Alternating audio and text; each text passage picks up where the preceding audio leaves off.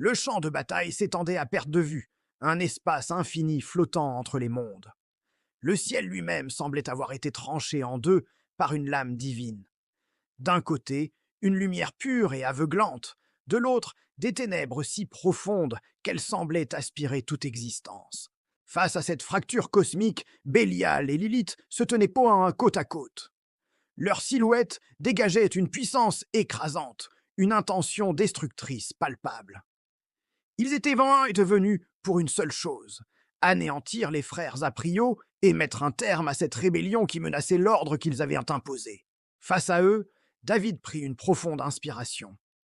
L'air crépitait d'énergie brute, chaque particule semblait vibrer au bord de l'explosion. Il sentit une main se poser sur son épaule, une présence familière et rassurante. C'était Paolo. Son regard était aussi déterminé que le sien. Paolo murmura un seul mot, une question qui portait en elle le poids de toute leur vie, de tout leur combat.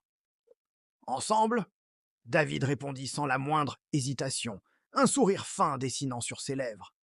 Toujours. Et la bataille finale éclata.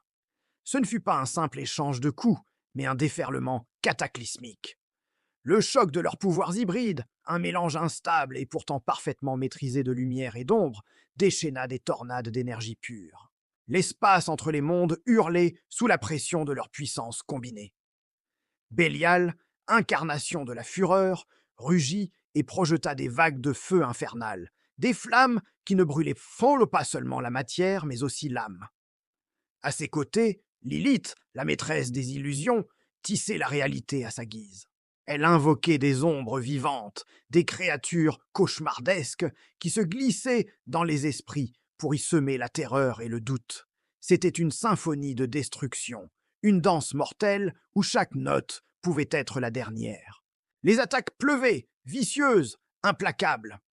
Un instant, David se retrouvait à parer une lance de ténèbres pures, tout en esquivant un serpent d'ombre qui tentait de l'étouffer. L'instant d'après, Paolo érigeait un bouclier de lumière pour contrer une pluie de météores démoniaques.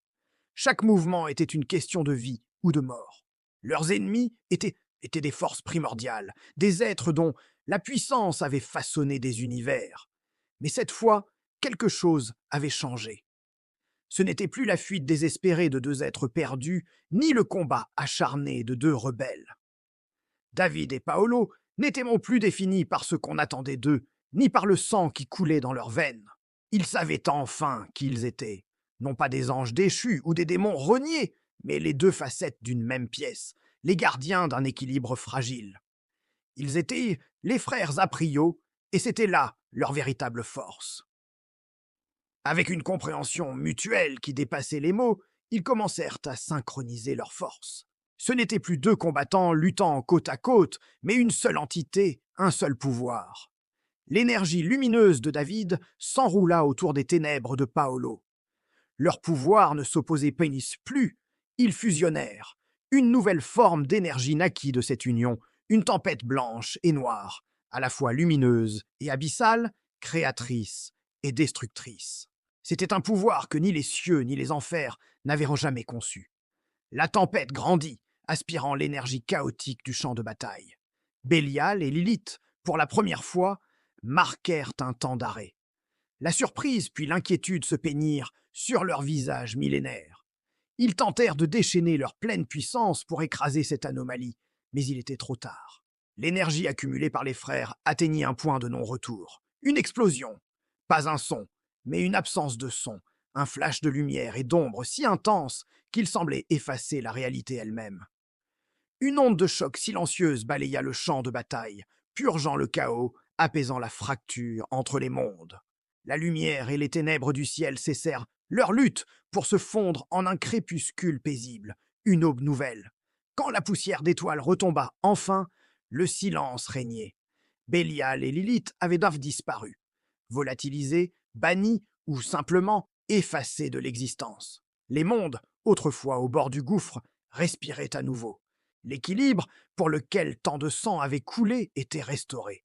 Épuisé mais debout, David regarda son frère.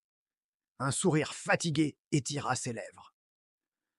On doit vraiment être les pires anges et les pires démons de tout le multivers. Paolo laissa échapper un rire, un son sincère et libérateur qui résonna dans le calme retrouvé. Peut-être, mais on est sans aucun doute les meilleurs frères. Et tandis qu'ils se tenaient pour là, l'un à côté de l'autre, l'aube se leva sur leur nouveau destin. Un destin qu'ils écriraient eux-mêmes, ensemble, toujours. Merci d'avoir regardé cet épisode final. Si cette aventure vous a plu, n'oubliez pas de liker, de vous abonner et de partager. Dites-nous en commentaire ce que vous avez pensé de cette conclusion. À très bientôt pour de nouvelles histoires.